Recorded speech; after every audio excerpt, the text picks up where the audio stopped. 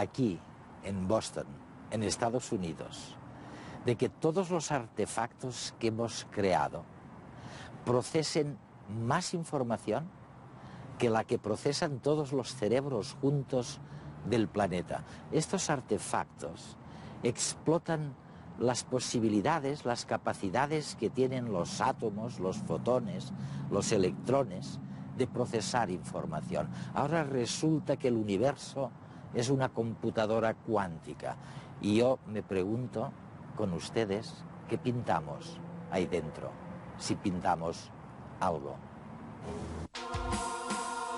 Hay que ver qué cantidad de cosas dicen en redes. Cuánta información, ¿verdad?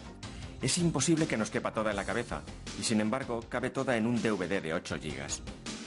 Y es que los ordenadores para esto son muy listos. Pueden procesar un montón de información. Pero a ver, ¿qué ordenador es capaz de hacer lo que hace el cerebro? Dicen que los ordenadores cuánticos serán capaces, pero yo aún no he visto un ordenador que sea capaz de hacer una tortilla de patata o de contarle un cuento al niño. Definitivamente nuestro cerebro ha de ser lo mejorcito en cuestión de procesado de información. Hemos inventado el lenguaje, los ábacos y los ordenadores cuánticos, todos ellos como medios para procesar bits y más bits. ¿Y de dónde ha salido todo esto? Del cerebro. Ahora que, ¿de dónde ha salido nuestro cerebro? Si vamos hacia atrás, no hace tanto éramos un óvulo recién implantado en un útero, y de esa única célula hemos surgido enteritos, con cerebro y todo. ¿Cómo es posible?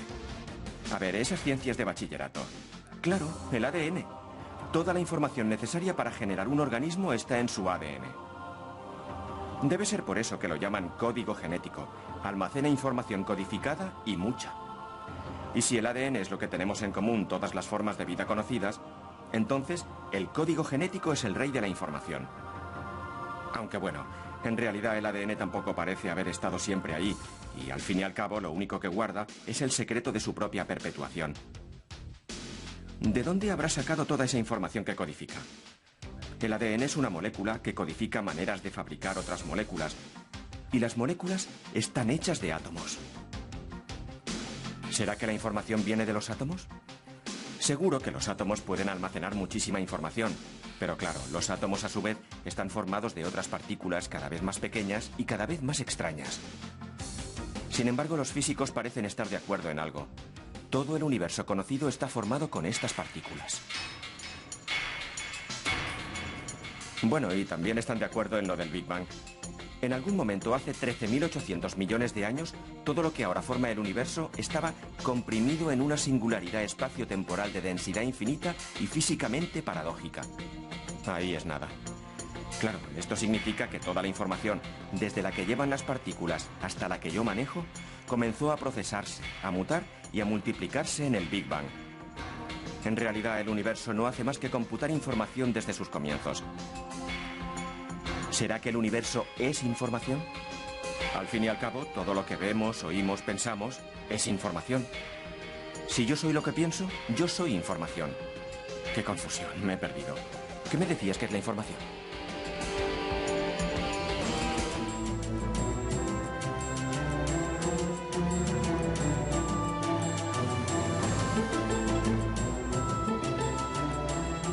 Seth Lloyd es catedrático de Ingeniería Mecánica en el MIT, donde trabaja en información y sistemas complejos. En cierta manera, todo aquello en lo que podemos pensar es información, y con esta entrevista podremos saber cómo la procesan desde los sistemas más pequeños, como los átomos, a los más grandes, como la sociedad. ¿Qué te parece más complicado?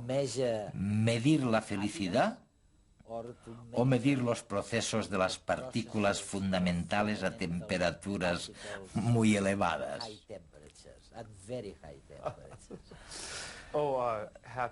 Clarísimo. La felicidad es mucho más difícil de medir. ¿Crees que es mucho más difícil? Vaya, yo pensé que sería más fácil. Depende de lo que midamos, ¿no?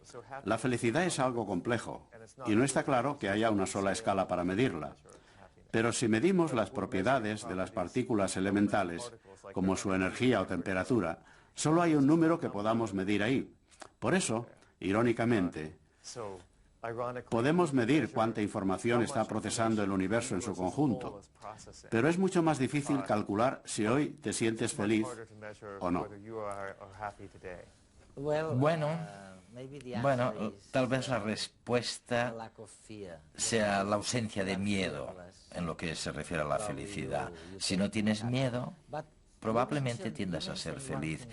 Pero has mencionado algo que me sorprende. Primero hablabas de energía, de temperatura. Pero una de tus ideas más insistentes es que esa era la imagen o la antigua manera de analizar las cosas. Pero que ahora las cosas se estudian a través del procesamiento de la información. La cantidad de información que puede procesar una molécula, un cerebro, el universo. Es así, ¿no? ¿En qué sentido afirmas que las cosas han cambiado gracias a que antes la gente pensaba solamente en términos de energía y ahora pensamos más en términos de información? El gran descubrimiento de la ciencia fue descubrir cómo se medía la energía. Antes de los siglos XVII y XVIII la energía era un algo que tenía la gente, ¿sabes? Se decía que algunas personas eran más energéticas y otras menos, pero era difícil de medir. Y luego, en los siglos XVII y XVIII, se dieron cuenta de que se podía cuantificar la cantidad de energía que tienen las cosas y que, de hecho, la energía se conserva. Se puede tener energía en forma de trabajo, cuando se aplican fuerzas sobre los objetos, o energía en forma de calor. Y se puede convertir una forma de energía en otra y la energía se conserva. Así que cuando energía se libera en forma de trabajo, se libera también en forma de calor y viceversa. Fue un descubrimiento extraordinario y significó que aquello que antes era una especie de noción intuitiva, tener energía o ser energético, pasó a poder cuantificarse. Posteriormente, a mediados del siglo XX, los científicos se percataron de que también se puede cuantificar la información. Hasta entonces la información era simplemente aquello que nos transmitimos unos a otros al comunicarnos. Obvio. Pero entonces, a mediados del siglo XX, Claude Shannon, de los laboratorios Bell y luego del MIT, demostró que se podía medir la información en forma de bits. Un bit es, por así decirlo, la unidad de información más pequeña, que representa la distinción entre dos posibilidades, verdadero o falso, sí o no, o en un ordenador, 0 o 1. ¿Esto es? Y desde entonces hemos descubierto que, de hecho, todas las cosas del mundo contienen una cantidad determinada de información. Y esta cantidad de información se puede medir y cuantificar.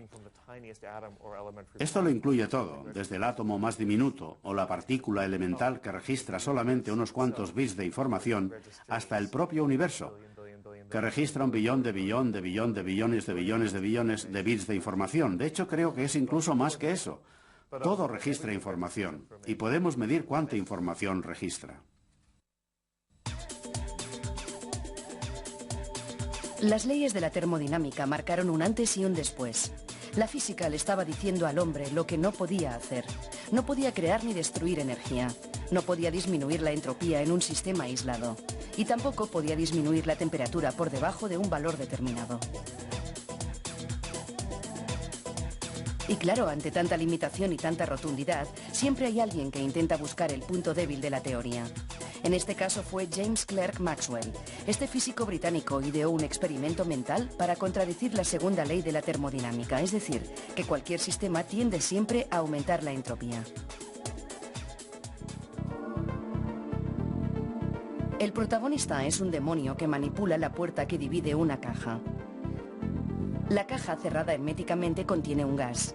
El gas se encuentra en un estado altamente entrópico, con los átomos fríos y calientes mezclados. Para reducir la entropía, el demonio solo tiene que ir abriendo y cerrando la puerta para dejar pasar los átomos fríos a un lado y los calientes al otro. Por ejemplo, si un átomo frío del lado izquierdo se acerca a la puerta, el demonio lo dejará pasar, pero en cambio, si se acerca a un átomo caliente, le cerrará el paso. Además, el demonio no gasta energía, ya que el mecanismo que abre la puerta no tiene fricción. Simplemente con aprovechar el movimiento aleatorio de los átomos consigue ordenar el sistema y contradecir la segunda ley de la termodinámica. Durante años, esta paradoja convenció a muchos de que era posible construir una máquina que funcionase sin energía. Solo hacía falta encontrar algo en el mundo real que actuase como el demonio. Pero Maxwell no había tenido en cuenta un factor muy importante: la información. Una teoría que acabó con el demonio y encendió la mecha de una nueva revolución. Distinguir entre un átomo caliente y rápido y otro frío y lento no es una actividad gratuita. Conseguir información requiere un gasto energético. Y cada vez que el demonio identifica un átomo está utilizando energía. Así que el orden que crea es a costa de la energía que gasta informándose. Al fin y al cabo, el demonio de Maxwell no es más que una simple y mundana nevera como la que tenemos todos en casa. Disminuye la entropía separando el frío del calor y nos mantiene las bebidas fresquitas como nos gusta beberlas. Pero para ello utiliza energía, ya sea eléctrica, solar o incluso eólica para los más ecologistas.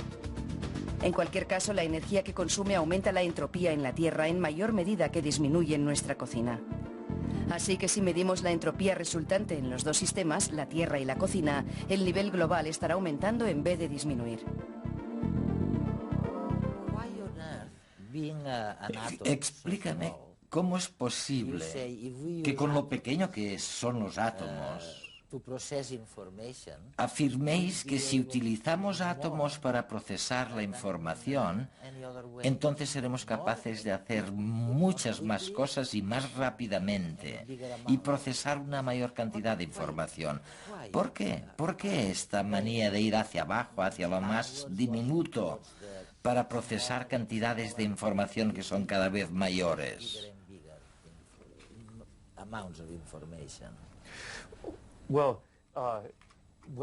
Cuando se procesa información a escala atómica, los átomos se comportan de maneras extrañas y contrarias a la intuición. Maneras en las que jamás podríamos esperar que se comportaran los bits de información en un ordenador convencional o en un canal de comunicación ordinario. De hecho, es irónico, porque en realidad los átomos fueron en cierto modo lo primero que se descubrió para transportar información. Las fórmulas de la teoría de la información, que cuantifican el número de bits de información que puede registrar un sistema físico, se descubrieron, en realidad, a finales del siglo XIX, gracias a tres grandes expertos en mecánica estadística: James Clerk Maxwell, en Cambridge; Ludwig Boltzmann, en Viena; y Josiah Willard Gibbs, en Yale, Estados Unidos. Estaban buscando una fórmula para esta cantidad que denominamos entropía, que es esa extraña cantidad que evita que la energía se transforme en tanto trabajo útil como nos gustaría. Y llegaron a una fórmula. Y ahora constatamos que esta fórmula también se aplica al número de bits de información que registran los átomos individuales. Así que la entropía es, de hecho, información. Y cada átomo, cada molécula, registra un cierto número de bits de información, un pequeño número de ellos. Sin embargo, como los átomos son muy pequeños, registran la información de un modo muy distinto al de un conmutador en un ordenador. Por ejemplo, en un ordenador, cada bit se registra en el condensador, que es como un cubo de electrones. Si se impulsan un montón de electrones hacia ese cubo, el cubo se llena de electrones, y a eso lo llamamos 1. Si cogemos los electrones y volvemos a ponerlos en el suelo de modo que el cubo quede vacío de electrones, a eso lo llamamos 0. Así que la naturaleza de la información digital normal es discreta, sí o no, 0 o 1. 0 o 1. Sin embargo, si pasamos a la escala de un electrón individual, por ejemplo, imagina que yo intentara almacenar información en un único electrón o poner un solo electrón en el cubo y llamara a eso 1. Y luego quitara ese único electrón del cubo y lo llamara 0. Pues bien, eso también es un bit de información. Es lo mismo que tener 1000 millones de electrones en el cubo para el 1 y 1000 millones de electrones fuera del cubo para el 0. Sigo teniendo un bit. Pero un electrón aislado se comporta de una manera distinta a muchos electrones. Diré más, es posible que un único electrón esté tanto dentro como fuera. Al mismo tiempo. Al mismo tiempo, se trata de una característica de la mecánica cuántica, la teoría que rige el comportamiento de cosas como los átomos y los electrones. La mecánica cuántica explica el comportamiento de las cosas en las escalas más pequeñas y más fundamentales.